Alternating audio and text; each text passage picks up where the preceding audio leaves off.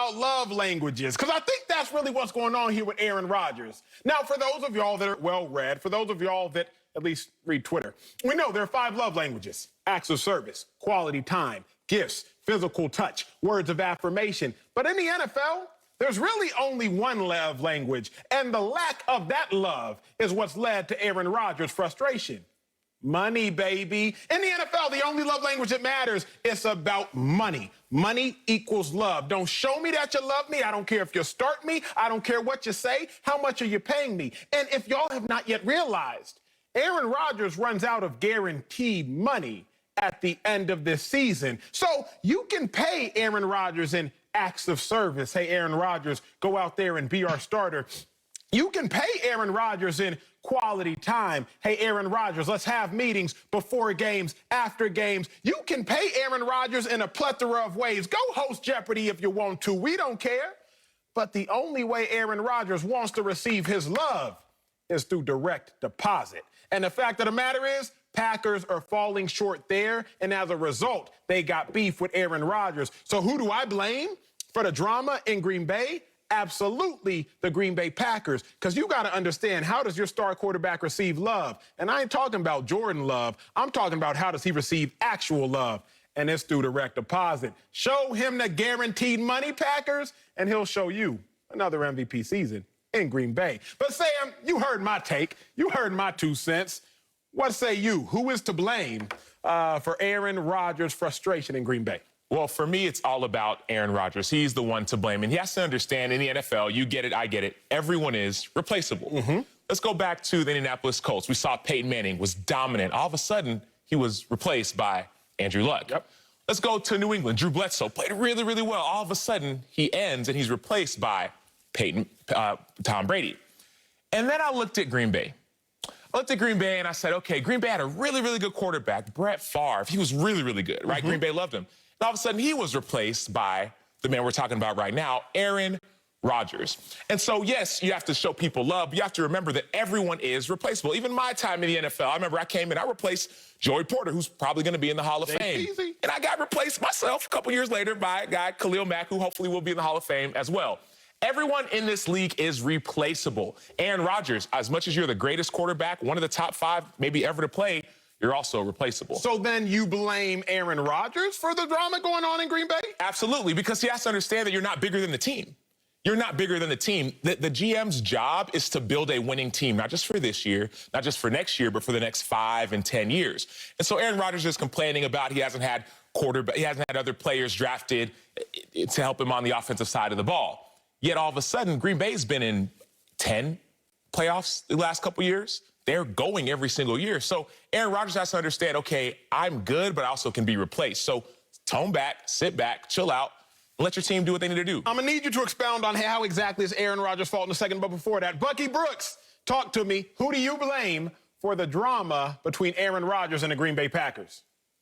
Hey, Emmanuel, I'm so glad you brought your big brother to school to work today, because your big brother's dropping knowledge. I don't even have to really drop many nuggets because he took care of it. He is absolutely right. It's bigger than Aaron Rodgers. It's about the team. And if Aaron Rodgers didn't want this situation to really come back at him, he could have played better. He could have played better in the 3 years preceding the draft where they decided to get Jordan Love. It wouldn't have been an issue. But in the 3 preceding years, completion percentage went down each year from 64 to 62.7 to 62. Passer rating went down from 97 to 95.4. The record of the team was 23 and 15. So if I'm Aaron Rodgers, yes, I can be mad. But look, the Packers had every right to begin to think, hey, our quarterback is in the mid-30s. The play isn't trending upward, it's trending downwards. It's time for us to get another quarterback in Jordan Love. Let's just get one ready in the on-deck circle just in case he doesn't pull out of this slump. He pulled out of it, but he can't be mad and have revisionist history because all of a sudden they brought Jordan Love in. Hey, you said it, it's about the money, but they didn't cut his pay when he wasn't playing up to snuff, so he can't expect to get a treat because he just played at MVP level. It doesn't work like that. He needs to understand and get out of his feelings and go back to work. Fellas, can we establish something? Bucky Brooks, Sam Acho, can we please establish something? Every now and then in life, I understand that, you can't be bigger than the team. You can't be bigger than the entity for which you work. Unless you are the team. Aaron Rodgers is the Green Bay Packers. That's where you all need to understand, like I've had to understand.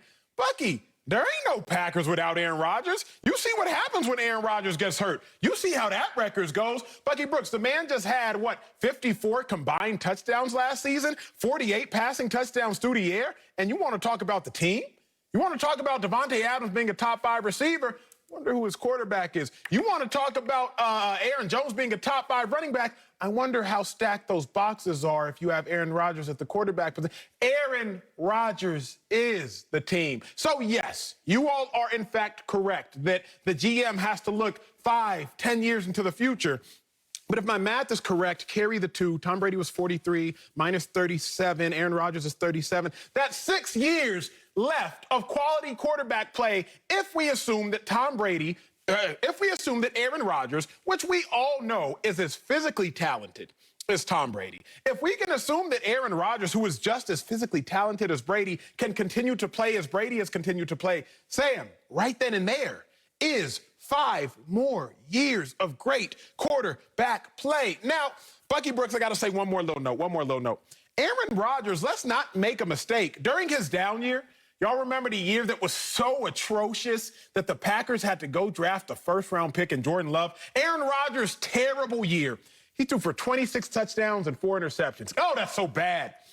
Remember that year Dak Prescott got an MVP vote, his rookie year? He threw for 23 touchdowns and 4 interceptions. So Aaron Rodgers' terrible year, which nearly got him replaced, Bucky Brooks, was actually Dak Prescott's best year. But what do I know? I'm just reading these stats, Bucky Brooks. Don't hate me. I just deliver the news. I do not create it. So, Sam, I'm really going to need a much more thorough explanation as how this is Aaron Rodgers' fault when all the stats say that the Packers go as Aaron Rodgers goes. And if Aaron Rodgers is gone, the Packers, I don't know where they're going to be. Well, yeah, I hear what you're saying. There's truth to the fact that Aaron Rodgers is the team. But going back to my first point, you're not bigger than the team. Aaron Rodgers, he's complaining, he's upset, he's not happy at what he doesn't have. But what he does have is some outside linebackers on the edge that are rushing the quarterback. What he does have is Devontae Adams, a top 5 wide receiver. What he does have, and you alluded to this as well, Aaron Jones, a top running back. Oh, and by the way, running backs run behind offensive lines. David Bakhtiari, probably the best offensive tackle in the game. So Aaron Rodgers has a lot, but let's not forget what he also had. He had Jordy Nelson, a really good wide receiver. He also had Randall Cobb, a really good wide receiver. So you cannot forget about what you had. Yes, Aaron, you are the team. There's no ifs, ands, and buts about it. That's why no one wants to see you go. But we're asking the question of who is causing the rift. It's got to be A-Rod. Do you want more money? Is that what it is, to your point, Emmanuel? If it is, then say pay me. Pay me, period. And maybe they'll say yes, maybe they'll say no. They probably have to because you are the team. But if you're sitting here saying, I want to be traded, I want to go somewhere else, I'm not happy because you're not the GM, or you're not happy because you don't make all the decisions or don't have all the control, I'm not buying it. A-Rod, you are the team, but also you're not bigger than the team. You know, it's funny that you bring up the team, right? Because everyone always makes this parallel as Tom Brady went to Tampa and they gave him everything and that's why they won. And so now we have all these quarterbacks saying, I need more control. But let's think about this Tampa Bay team that Tom Brady went to. Tom Brady went to a team that already had Mike Evans, already had Chris Godwin. Most of the offensive line was already intact. Defensively, Jason Pierre-Paul was already there. Ndamukong Suh was there. Devin White was there. Levante David was there. Everybody was there. So Tom Brady shows up, and you know what Tom Brady brings? Tom Brady shows up at a dinner party with the sweet potatoes. He brought Rob Gronkowski. He brought Antonio Brown. So he brought some brown and serve rolls. He brought Leonard Fournette. So, yes, he brought some Kool-Aid. That's all he brought to the party. The meal was already there. Lucky. And so Aaron Rodgers is sitting here saying, oh, I want what Tom Brady has. But when I look at what Tom Brady has what the Packers already have in place, because I'm looking at a team that has gone to back-to-back championship games, whether Aaron Rodgers plays at an MVP level or not. And so when we take these shots at Brian Gutekunst in this front office, I'm saying regardless of how Aaron Rodgers plays, the team gets to the same spot. And if we're going to credit Aaron Rodgers for being the team, The team is 1-4 in NFC Championship games when number 12 tries out. So if you want all the cash, you want all the cake, at some point, you need to get us beyond this point, because I've seen the team get us to this threshold. Can the quarterback take us beyond?